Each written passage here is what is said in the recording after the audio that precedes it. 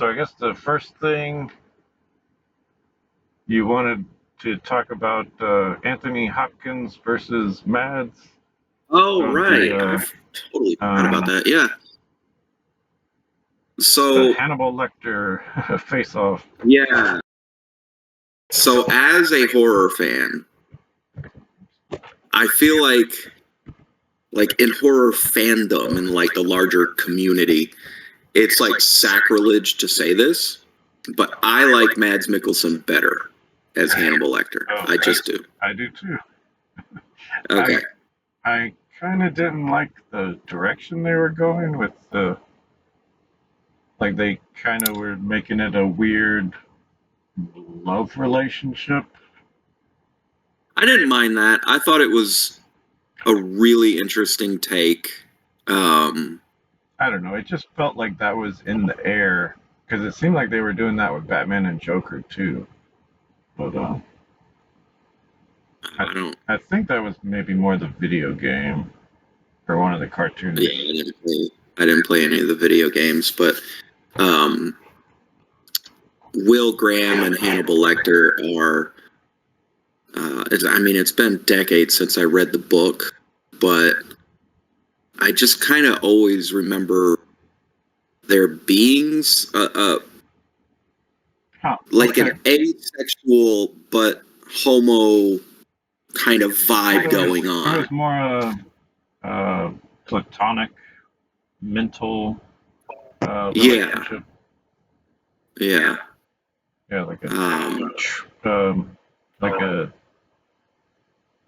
they just got each other. They were on the same wavelength. In thought.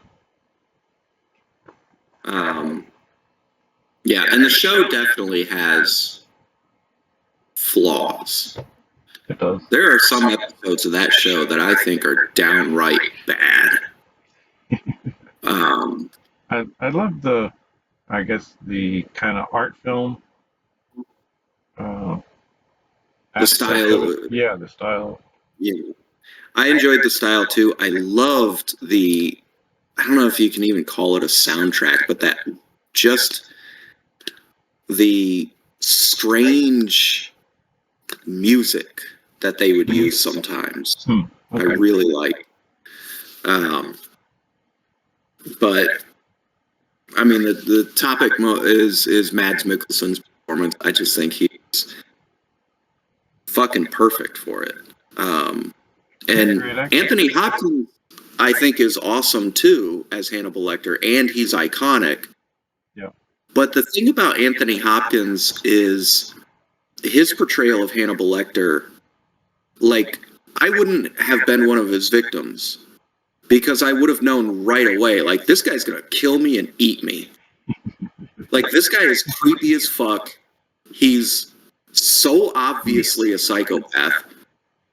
But Mads Mikkelsen, yeah, he'd have gotten me. I'd have been completely taken in by that guy. Yeah, and you'd almost kind of enjoy it. It's like he's feeding you this gourmet meal. I definitely would. It's Mads Mikkelsen. And that is a gorgeous man. Huh. Yeah. Have you seen him in some of his other things? Yeah, here and there. I mean, he's the he's the main Pusher trilogy, like his debut. The what? It's there was a trilogy of 3 movies called Pusher. It was I'm not familiar with those. I bought those and I kind of hated them. I didn't even realize he was in it, but that was his start. And he played like a junkie. He's been in a lot of shit. He was the villain in Casino Royale with the bleeding eye thing. He was in. Seems like he does. He's also the villain. Stuff. There was like this Viking movie where he had one eye. What the fuck was the name of that movie? I liked that movie. I thought it was just the Viking, but maybe some version of it has some subtext. I don't know. Yeah, it was kind of an art housey type movie. It was. That was one I watched on double speed, and I think it improved it. Because it's art. That's actually really Well, funny. it's just like there's not a whole lot going on. Like you're just kind of basking in the glow of the scenery. Yeah, And Valhalla Rising. I get that that's beautiful, but it's like it's nothing compared to like actually being outside. Yeah. Oh yeah, definitely. Yeah, it's called Valhalla Rising. Okay. I remember it starts off when he like breaks that dude's neck with like a rope, and I was like, wow, this is gonna be a brutal fucking movie, and it mostly wasn't. Like, there were some brutal moments, but it's a very slow burn. Yeah. And then, yeah, I forgot about that movie. Then he's also one of the villains in one of, and he's unfortunately pretty forgettable. I think it's one of the Strange movies. One of the what? Doctor Strange. Marvel, the wizard guy. Oh, yeah, I don't remember him being in those. Yeah, I think he's in the first one, like the first Doctor Strange movie. I think he's the bad guy. Okay, it's like he's got like crazy on, so maybe you didn't recognize him. Yeah, but it's not. Like I thought those movies were okay. I haven't really kept up with Marvel. It's like I want to see what is it, Captain America versus the Red Hulk. We'll see. There's another movie that I saw him in. It's a foreign movie. I think. Where is he from? Is he like Dutch or something? What is he? I think so. One of those Scandinavian countries. Yeah. And it's called The Hunt. Came out long before that garbage movie that came out a few years ago.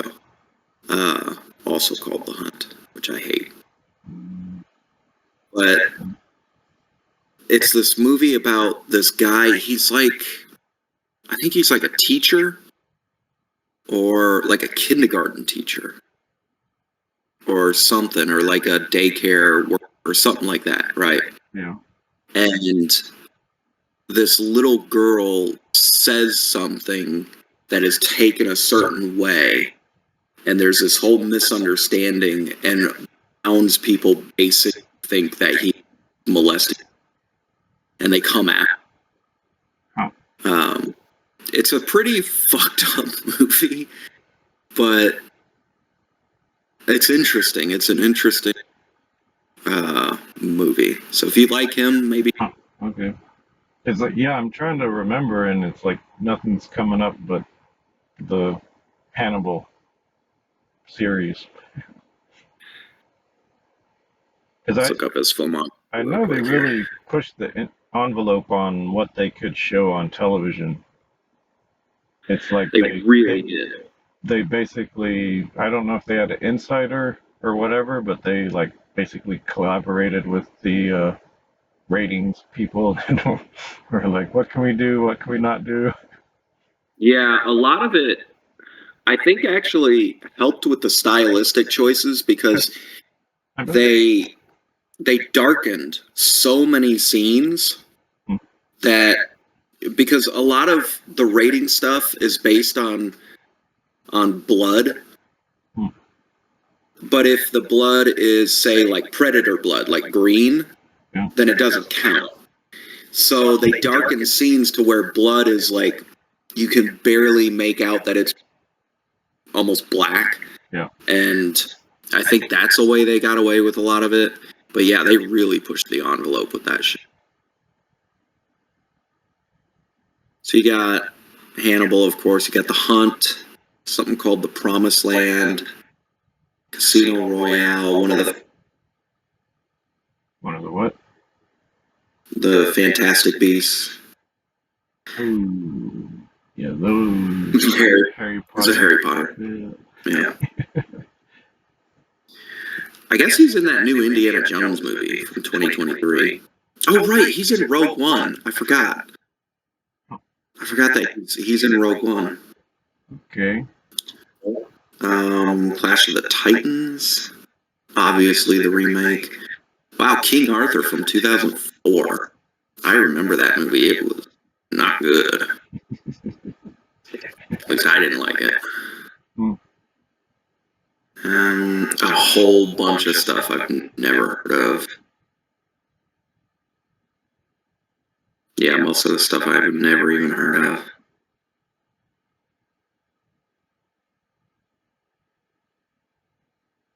Anyway, yeah, that's my controversial take. Okay. I like him better. Well, I guess there's no controversy here. Oops. I wondered if I got the impression we might agree, but then we were like, well, we should record for the conversation, so it's like, okay, yeah, I'll put it off. But I got the impression you agreed with me. Oh, okay. Also, to be fair, I mean, with a TV show, you get more time with a character. You just do. Yeah, that's true. But I guess we could talk about, I don't know if you've seen Westworld. It's like Anthony Hopkins in that. I saw the first season and thought it was really interesting, really cool. Yeah. I don't really remember much about it. I remember there was some lady in it that I found really, really attractive, but that's all I remember. Because every time Westworld comes up, I'm like, oh, that's that one with that very beautiful person in it, but I don't remember anything about it. Christopher Nolan, I don't know if he wrote it or produced. I think he was one of the producers, but yeah, it's basically like a Blade Runner, like right, like robots. They take over the park or something. Yeah, but they're also turning conscious, I guess. They're playing with that. Right. It's like, how conscious are they? Whatever. Yeah, I remember them at least dealing with a little bit of that in the first season. I should give it a rewatch because it seems like something that's really up my alley. And I like Westerns too, so. I guess that's a good segue to one of my anime picks. Like okay. Ghost in the Shell is, well, I thought it was pretty much the origin of a lot of that. I know it was made in the 80s. I guess Westworld was made in the 70s. Yeah, the original Westworld was like mid 70s, I think. But I thought it was just, I guess Philip K. Dick was alive in the 60s. I'm not sure. Yeah, Philip K. Dick's been around for a while, I think. Well, I thought the thing that Hollywood loves making his movies so much is that, like, he didn't copyright them or something. Oh, okay. He was born in 1928. So yeah, he's been around for a while. He died in 82. Oh, okay. That's longer than I thought. And he began publishing science fiction stories in 1952. So yeah, he's been around for a long time. Okay. But yeah, I guess this was supposed to be about anime. I wasn't really sure if we were just doing movies or if we were just doing movies and series. I actually ran into that too because there's literally only one series that I know, and that's Full Metal Alchemist. So I just went with movies. And I do really like Full Metal Alchemist. That's the reason because I was like, should it be on the list? And I was like, I don't like it that much, but I do like it. I mean, they have made movies, but I'm sure it's kind of like Chainsaw Man. I love the series, but as a movie, I don't know. It just felt like the show. Just a longer version of the show. Yeah, like a long episode. It was just like they split it into like two movies, and it was just like a 6-hour cut of the TV show. It was like literally the same thing. Yeah. I guess I don't have an eye for like the fighting scenes and stuff. It's like whatever. Yeah. Yeah, all mine are movies because I just don't know anime that well. I've seen a handful of movies, so. Yeah. Okay. So what was your number 3 pick? I guess. Well, was Ghost in the Shell your number 3, or is that a different? I didn't really think that far ahead. Like Okay. I've got. Yeah, I don't really know honestly, because Well, there's. my number 3 was my introduction to anime. Like, as just a white guy my age in America, pretty much everyone's introduction was Akira. And that's my number 3. Uh, for a number of reasons. I mean, it's if I had ever gotten into anime, that would be what had gotten me into it. Yeah. And I remember a brief period, like when I was, I don't know, around 13 or so, where I first saw Akira, and I thought, okay, I'm gonna be into anime now. And then it just never really stuck. It just didn't. I can see that. And then, because I know some of the edgier anime was kind of hard to come by, at least during that time. You had to really like go out and buy it. Like you couldn't just watch it on TV. Yeah, and I remember Dragon Ball being on every day after school. Yeah. And everybody at school was always talking about it, and I watched one episode and I was like, this is not for me. I don't get it. I don't understand. If I had been like 6 years younger, yeah. Maybe. But I was in junior high at that point. I was like, this is kid stuff. It's kiddie shit. Yeah, that's stupid. Because with Akira, it was like that was kind of the whole appeal. Is like this is an adult, you know. Yeah, it's adult themes. It's and it deals with like the really interesting and the I guess the artmanship of it. It's like they made like 60 frames a second for anime. Yeah, which is crazy. Like the amount of work. Yeah, it looks incredible. Yes, I think it's up there with Blade Runner as far as like influencing my taste in certain settings, like that kind of cyberpunk. Yeah, aesthetic. I love that shit. And it's probably not solely because of Akira, but it definitely added to how much I love that shit.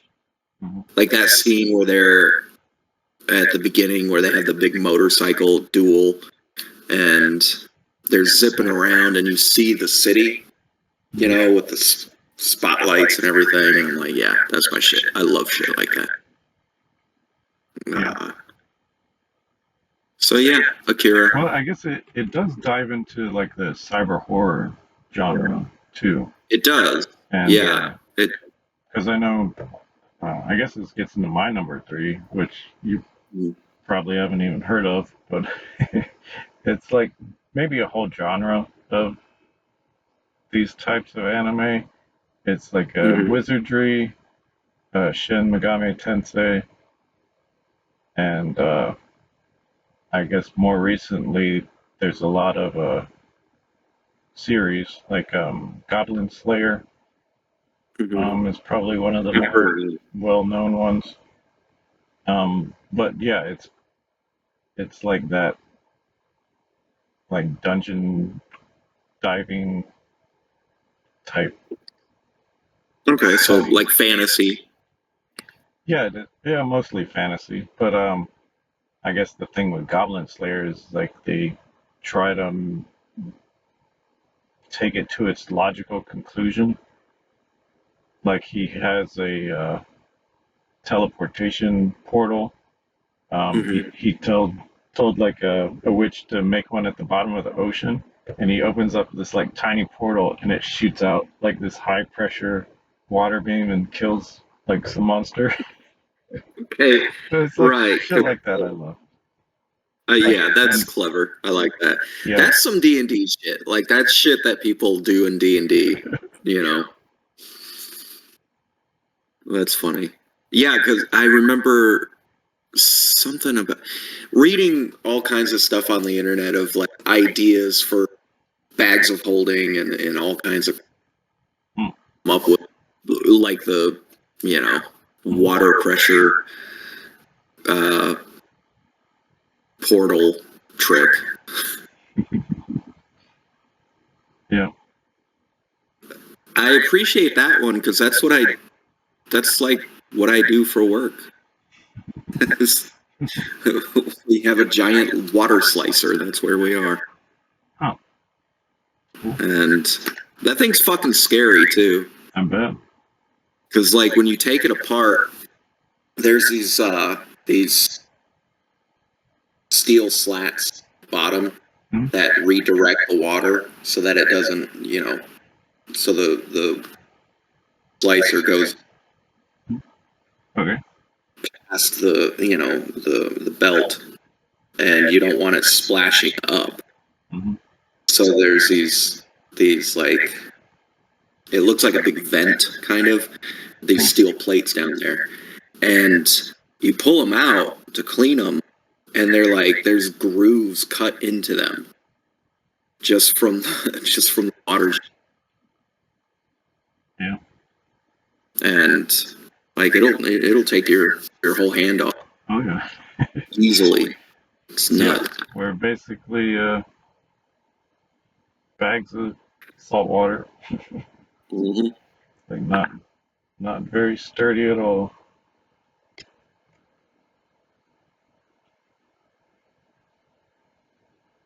Okay, so it Goblin Slayer, is that what it's called?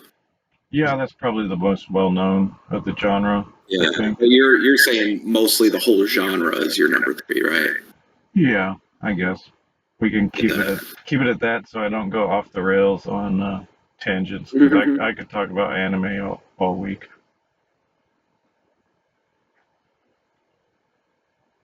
So my number 2, unless you had more about that genre, my number 2 is Perfect Blue, which I'm pretty sure Nadia showed. It was either you or Naughty. I think I remember watching that over at her house. Yeah, maybe I was with you.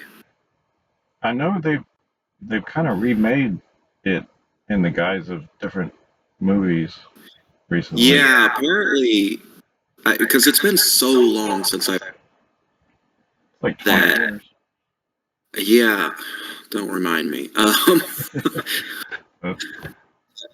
Yeah, God, we're getting old. I remember it being the first anime that I saw. Oh, there's like real substance here that isn't just like, not saying Akira didn't have substance, but like it's down to earth. Like this is just a thriller. That's all this is. There's no like big high, you know, concept stuff going on really. It's a psychological thriller and it's animated. And because in my mind before Perfect Blue, I feel like my idea of anime was it's either this high concept shit like Akira, or it's like just goofy kid shit, and there's no in between. I thought that's all anime was. Because I'd seen parts of other ones, and I'm like, okay, so everything had reinforced my wrong idea about anime. And I remember watching it and just being kind of blown away by, okay, I'm watching a pretty solid thriller, and I kind of get that it's an anime. And then when I was kind of looking it up, wanted to kind of remind myself of some of the plot. Yeah. I saw where there is some, I guess, controversy, or there's some discussion, at least online, about Black Swan, which I'm not a huge Aronofsky fan, but I fucking love that movie. That's my favorite. Oh, okay. And most of his movies I just outright don't like. I remember really liking Pi. I still love that movie. I think it's great. Yeah. And did he and do, Black, was it like Mother or something like that? yes, I hated that fucking movie. I hated it with a passion. It's one of the rare movies where I was like getting angry at how much I disliked the movie as I was watching it, and I kept watching it because I was like, I gotta hate this now, because it's just so. Hey, look at me, I'm clever. And then yes, it's like exactly. not being clever at all. Yeah, that's. I think within like the first, very quickly. I don't remember at what movie, but very quickly, I was like, oh, okay, so it's the Bible, I guess. Yeah. And then once I saw that, which was very obvious, the rest of the movie was, hey, do you get it? Hey, do you get it? I'm like, dude, calm down with this shit. Like, this, yeah, we get it, dude. I kind of want to watch it again now that I've kind of look at religion in a different light. Yeah. But I will say there were things stylistically that I loved about the movie. Like, it looked incredible. mm-hmm. Some of the editing and the way that when all the people start trashing the house, Mm-hmm. I like that sequence as much as I dislike the movie and why they were doing it. I still liked it because to me it was like an anxiety-fueled nightmare. Like, it just felt like I was having a nightmare. I think a lot of the movie was like the cast and crew being high off of making the movie. Yeah. Like they enjoyed what they were doing so much, and it didn't really translate well into a final film. I don't think it did. It was one of those, you had to been there. Yeah, well, I wasn't, and you have a job to do, so. Yeah. And I feel like, I don't know. I didn't have a problem with any of the acting. I didn't have a problem with any of the technical stuff.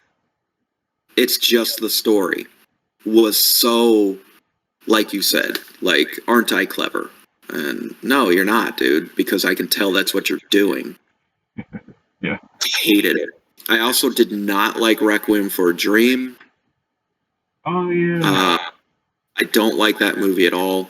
I think it's more kind of heavy-handed. Was that, it was like 4 different movies, and I think I remember the druggy one where he gets an overdose or something. Well, that's Requiem for a Dream. You know, the whole thing's about heroin addicts. Oh, okay. Well, drug addiction in general, because like there's the mother that gets addicted to some kind of pills. I think it's like meth pills or something.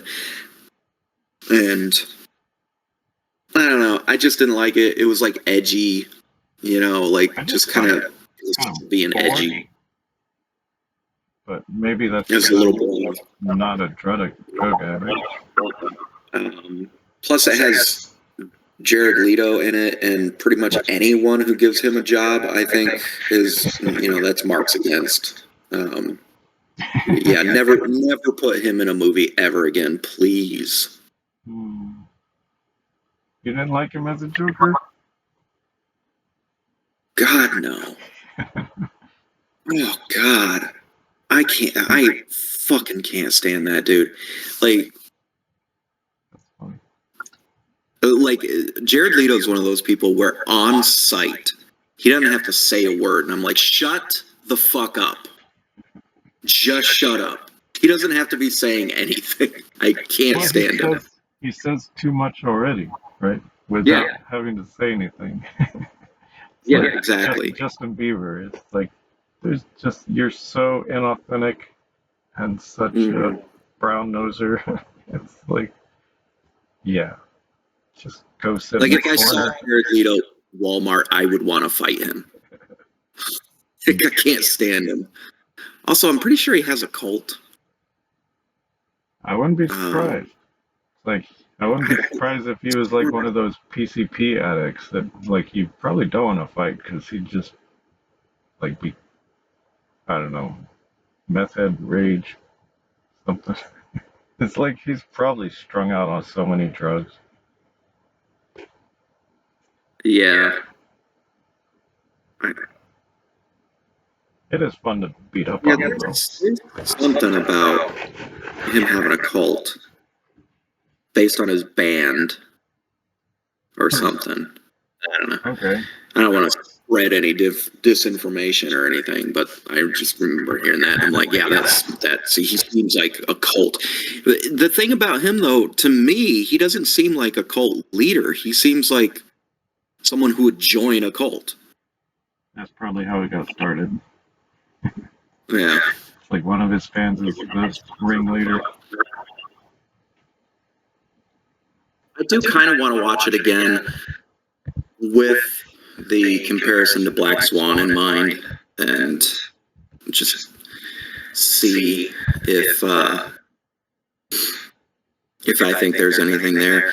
I did read somewhere about how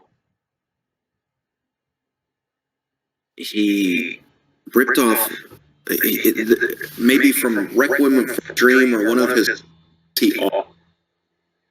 Perfect Blue. I was just saying that I think I read somewhere that he has done this before on a smaller scale, specifically with Perfect Blue. Like I don't see the connection. They're like such different. I don't know. I guess I don't either. I need to watch both of them again. I'm much more familiar with Black Swan, so I probably only need to watch Perfect Blue again. Yeah, but I didn't think that there was a paranoia to Black Swan. Oh, there definitely was. Oh, there was. Yeah, definitely. Once, a long time ago. But I guess maybe the stalker element, was that a thing in Black Swan? No, not really. Okay, that's what I'm thinking of. I don't know if it's story beats or if it's stylistically, because I did see a few screenshots where they were pretty much the same scene. I mean, like if you're going for a certain mood, how many options do you really have? I don't know. Well, it was beyond mood. Like there's one very famous scene in Black Swan where she's standing next to the mirror and like her reflection is like doing something different than she is. And in Perfect Blue, I think she's on a, and you see her reflection and it's doing the same, it's like the same angle, same thing. And it's pretty much shot for shot the exact same scene. And apparently there's a bunch of those in the movie. So I don't know. I gotta watch it again. But okay. Let me know how that goes. I will. It's like on top of the 20 other movies we gotta watch. I know, right? But I guess for my number 2, I wanted to bring up Studio Ghibli. So okay, I'm glad you got there before I did. Okay. Because I mean, there's just too many of their great ones to pick. I guess the two that I think of is my personal favorite is probably Princess Mononoke, and then I have to mention Grave of the Firefly because man, that just hits hard. I was going to mention. Oh yeah, I was actually going to mention Grave of the Firefly before we even got the list, and I forgot because I was going to say that is one of the best examples of best versus favorite, Yeah. because that is one of the best animes that I know of as non-anime fan. But that is never going to be one of my favorites, because it's a tear. that is a tough fucking movie. But it's brilliant. It's incredible. Yeah, it's kind of unassuming too. Yeah. You don't really expect it from that. Yeah. But yeah, I guess on the whole other end of the spectrum is Princess Mononoke, which is just like a fucking badass action movie. So yeah, they have a lot of range, that studio. Yeah, they do. I haven't seen all of them. I've seen. They got like more than 20. That's a lot. Yeah, I know. I've seen. I'll rephrase. I haven't seen very many. I think I've seen like 3. Okay. Yeah, I saw Princess Mononoke, and I can't remember much of it. I think maybe I watched it with you. That's like a really old one, isn't it? Yeah, because I remember images of it, like she's riding a giant wolf or something, and I remember that, and I remember thinking it was really good. Howl's Moving Castle, is that still? That was one of their older ones. It's like maybe that's more of a girl movie. I don't know. Yeah. Okay. Remember watching it with either you or Nadia. Okay. I think I watched that later, and there was like a Kiki's Delivery Service. That's the other one that I saw recently. I watched that one like. I think that's more like Nadia's favorites. Okay, that's a really good movie. I love Kiki's Delivery Service. I watched it with someone I was dating like 2 years ago. Really, I was like, all right, I'll check it out. It's like, yeah, it's a pretty good movie. Yeah. So your second is Princess Mononoke? Okay. But I have to mention the other one just because. Yeah, definitely. I mean, the whole studio is fantastic. So it's like a gold standard kind of thing. Like they're just top tier, considered the best. Which is a good segue to my number one, which is Spirited Away. Oh, okay. Yeah. Like that's one of theirs that I don't think I've ever watched that whole thing. Oh my god, I love that movie so much. I don't know why either. It's like because I love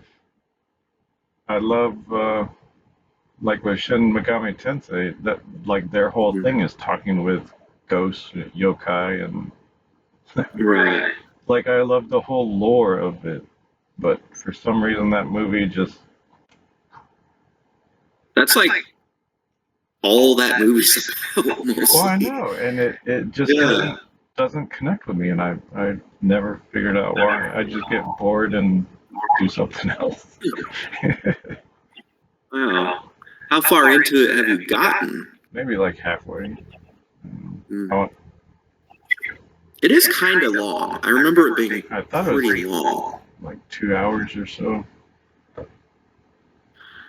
Yeah, maybe it just feels long, but for me it feels long in a good way. Okay. Yeah, it's just. What do you like about it? Is that the one with the cat bus? Yeah. The like bathhouse full of spirits and different weird creatures and shit. And I'm not that familiar, like, culture behind all that. What? Like the cultural the folklore. Mm-hmm. Yeah, I don't really know much about it. I just like the dreamlike quality of that movie, and the music is incredible. And The it looks incredible. A lot of the, especially towards the beginning, when you get like those green rolling hills and everything. Okay. And the scene where they're on the train is just like there's like YouTube 10-hour long video of just like the music with like that shot, and I'll fall asleep to that a couple times a week. Yeah, it's definitely like you're going on a journey to a place. Yeah. But it has like a, I don't know. There's like a melancholy to the music at certain parts that are like, I don't know how to describe it, like being homesick for somewhere you've never been thing, if that makes sense. Well, I thought that was part of the point. It's like you can't really put your finger on it. Well, yeah, it is, but I'm just saying it works for me. That's how it comes across the way, it's meant to, I suppose. I've had plenty of that. It's like, what the hell is this emotion? And it's like the more you think you figured it out, the more you look back on it and realize you know nothing. Yeah. It's like the whole liminal spaces thing. I feel like it's similar feelings for me. But yeah, and then there's the scene with the parents where they turn into pigs and keep eating. And how appropriate. That is such all-American society. Yeah, I know. That scene feels like a nightmare I would have had as a little kid. You're living it now. Yeah, right. But growing up, I mean, you know my childhood or parts of it, so you can probably imagine. Like, I had a lot of anxiety about my, like, turning into monsters, like stuff like that's in that movie. Kind of looks like a Grinch, I guess, or something. Oompa Loompa. But yeah, there you go. There's my number one. Okay. Yeah, my number one is Ghost in the Shell. I figured it would be. Yeah. It's just... I knew that last week. I was like, it's Ghost in the Shell, I bet. Yeah, I love... what the hell is his name? Like Shiro, the artist. Like all his manga. Like, it's just fantastic. And I guess the concept of, how much the body plays into how you look at reality and interact with it and even think about it. I need to watch that again because I watched it with you when we were kids and I thought it was awesome. And then it's like a totally action movie, but there's, that underlying... It's high concept. Yeah, very high concept. I remember a lot of images, like her jumping off a building. Is that the one? Is there like a fight in like an aqueduct or something? Like, I remember like an invisible person like running through water or something. Yeah, that's right at the beginning. She's chasing down a terrorist, and right. I think I remember all that. Invisible camouflage. I forget what they call it. Cloaking tech. Yeah. But I mean, they did a live action thing of it too, which it's like I remember Joe Rogan saying he hated it, but like if you're familiar with the source material, like it wasn't that hard to follow. But like my brother liked it. Like, how dumb are you, Joe? Yeah, I mean, we're talking about the opinion of one of the dumbest people in media, so who cares? Fucking hate Joe Rogan. Anyway. Okay. I guess I use him as a kind of a springboard to different things, but yeah, I can't really listen to him that much. I mean, he's got so much content at this point out there that, I'm sure he's covered a lot of shit. And he used to have great guests on, and that's the only reason I would listen. But now all he is just diet fascism. So fuck that guy. But I mean, I've learned a lot from him. So I go to the sauna every week, or almost every day. Do you do ice baths? I would if they weren't so damn expensive. It's like I'm not gonna buy fucking 20 gallons of ice so I can have an ice bath every day. Like that shit adds up. I'm not a millionaire. Fair. So yeah, it's just the sauna and the cold shower. That's about it. Yeah. But I know, like if you want to get benefits, like it's just about doing things that you don't want to do, really. Like building that tolerance. Like it can be the tiniest thing. Like just holding an ice cube in your hand for too long. Or just waking up and going outside. I mean, I've been in poverty long enough that I have a very high tolerance for doing things I don't want to fucking do. I don't know, because it's like you want to balance, like not losing your soul.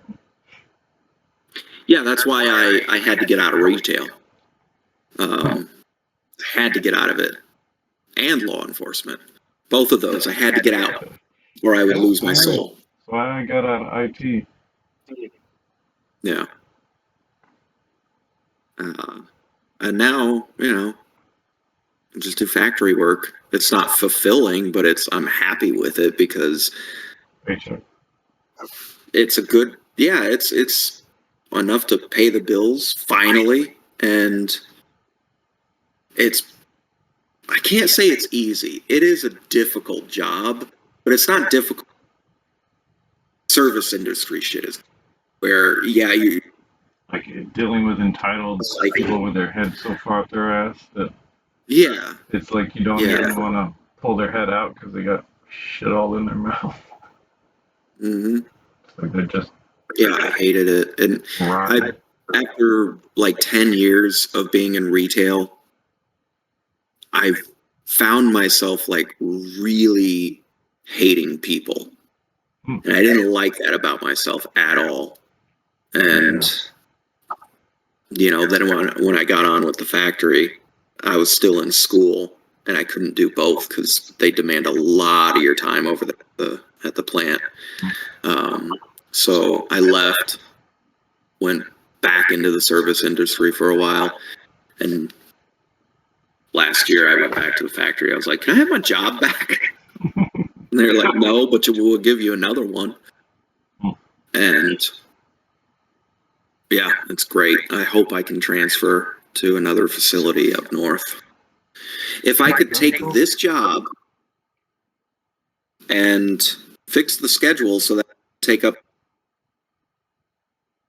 and just move it to a blue state, I'd be set. I would never leave. I'd be totally happy.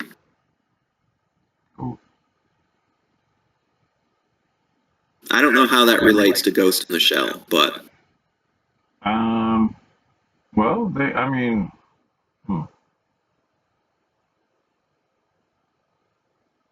I don't know. I mean, questions of like what it means to be human, something. I don't know.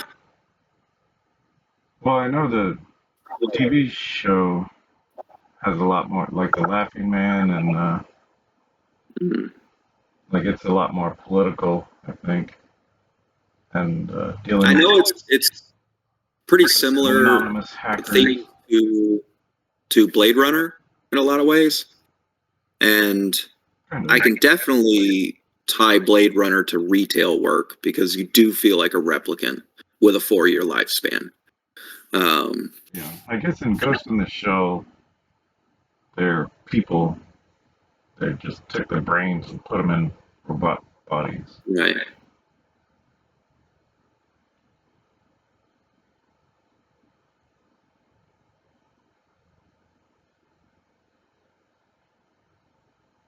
I kind of want to play Cyberpunk again now. Have you played that? You mean the 3D shooter? No. Yeah. It's mostly pretty good. Yeah, I don't know. Like, for some reason, the first person shooters just don't really appeal to me as much nowadays. Me neither. My biggest disappointment with the game was after I bought it, I was sitting there trying to figure out, like, how do I go to third person? Like, how do I get it to go to, and it doesn't have third person at all. It's not even a mod? Or I think there's mods for it, but they all look like really bad. Well, It doesn't work. Yeah. Still, if you get into it, it's pretty cool game. But it made me start thinking, like, what kind of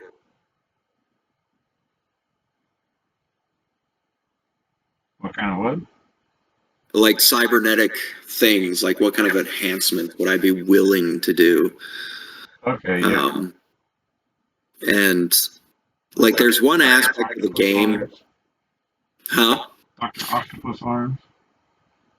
Yeah, shit like that. Like you can get like upgrades to like your legs so you can jump really fucking high, or there's like you can pull out like piano wire from your wrist and like cut people with it. And there's like different ocular, your eyes. Mm-hmm. A lot of those I would consider, but in the game, there's like also like everybody has like a USB port basically at the base of their skull, and they can do things to their brains, and that's where I'm like, I'm out. I'm not doing any of that shit. I wonder, like Neuralink and all that. It's like, yeah, I'm more interested in just I don't know. I guess we'll see how that turns out.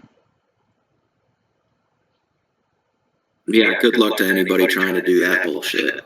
Well, it's like no they've gotten people to like control a mouse, and it's like these are like paralyzed people or whatever. Well, yeah, that's different. It'd be different. It'd be a very different consideration. Yeah, obviously. Who was it? Like Lex Friedman. He interviewed like a lot of the people working on it. But yeah, it seemed to me like they were basically trying to integrate it into a smartphone, like where he could just control the phone with his mind. Yeah. See, that's where I'm like, no.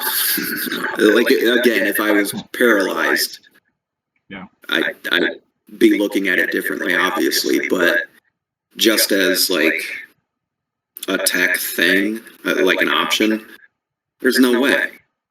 There's no way. You want Elon having access to your fucking brain? Like, I was wondering about him and his little Tesla army of fucking automated vehicles. Like, he's the new Skynet. The dude is literally trying to take over the world now. Yeah. And since we're still recording, I won't say any more about how I feel about that. Oh, hell, our new AI overlord. If it was AI, that'd be one thing. But some spoiled fucking apartheid asshole from South Africa. Yeah, fucking Nazi edgelord piece of shit. Ketamine addict. No. I guess we should cut this out. I'll just say I hope he has an overdose on whatever he's on. You see him playing with those fucking spoons and shit? Mhm. Oh my god, I hate him so much.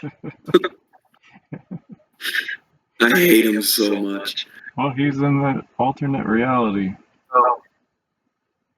Yeah, anybody with that kind of wealth is going to be in an alternate reality, but even among billionaires, that guy is out there. Yeah, Like, it's a shame. it's a shame nobody's. Anyway, we're recording. So, anything else for the anime? Not that I can think of. Yeah, I know you said you missed the bus. Yeah, and dude, the amount of people over the years that I've dated that have tried to, like, get me into anime, it's like, Yeah. it's a good half of people I've dated as an adult. Yeah, I don't know. It's like that seems to me like something else. Like why do you need somebody else to share that experience with? Oh, no, I actually get that. I'm not complaining about it. I just think it's an interesting observation for me. Like, I like, especially if I'm dating someone, and if I'm really into something, I want together. I think that's a special thing. So I get it. I just think it's interesting that, like, half of the people I end up with, or not end up with, half of the people that I date Mm-hmm. seem to be like anime people, which I never would have guessed.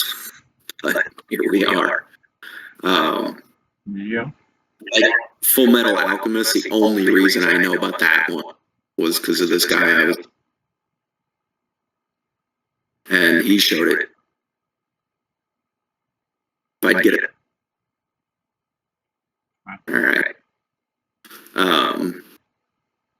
And then, like I said, that chick I was dating a few years turned me. What was it? Kiki's Delivery, Mm-hmm. which I definitely liked more than Full Metal Alchemist. Oh, okay. I know that. I did like. Well, it's like long. Like that's probably the reason I haven't watched it, is because it's like 200 episodes. Or I guess There's a lot. Yeah. There's like that first run though that I don't think it's not that long. And then there's like Brotherhood or something like that, and then movies maybe. There's just a lot of it. But that first story, yeah. what I've seen, supplement shit. Yeah, I guess Attack on Titan got weird feedback. Like I don't know, have you seen that at all? No, but I've actually wondered about that. It's been on my radar for a while as something I might like, and I might give it a shot. Yeah, I know there's That one controversy around the ending to that.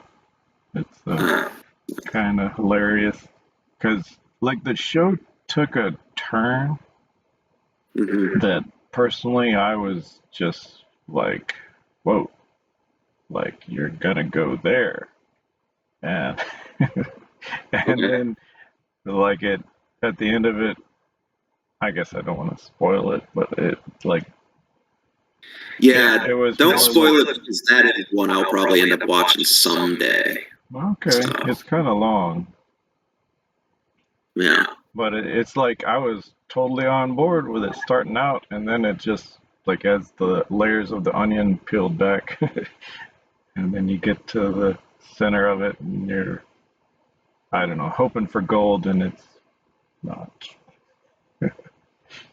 Okay.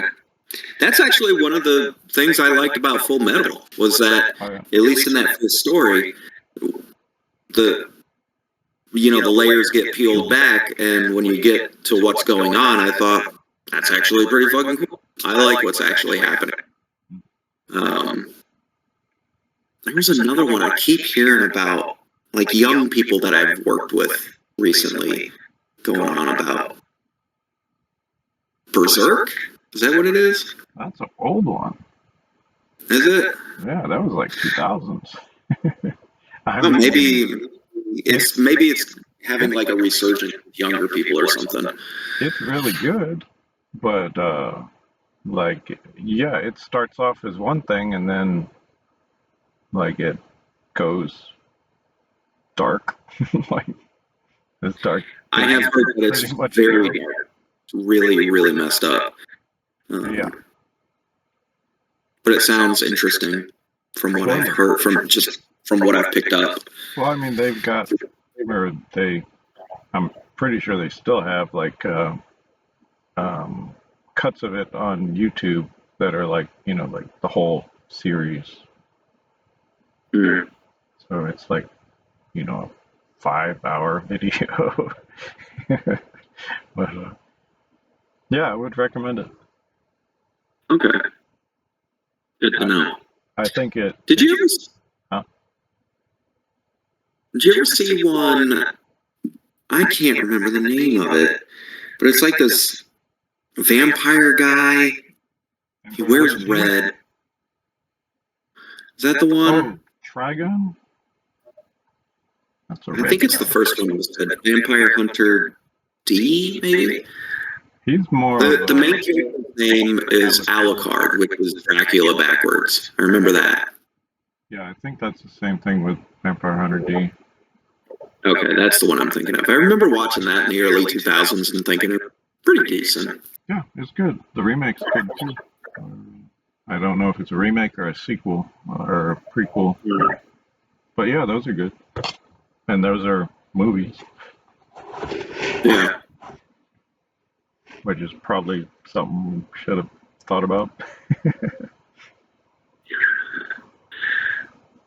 Well, yeah, I think I've mentioned every anime that I've seen at this point in the conversation.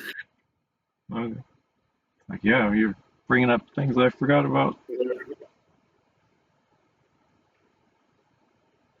Oh, what's the one where the guy like writes in the notebook and then the person dies? Death Note. Death Note. Yeah, that's fucking obvious, isn't it? Death Note. Okay. I saw like one episode of that, and then just kind of. That's another one I got halfway into and didn't like where they were going with it. Just lost interest.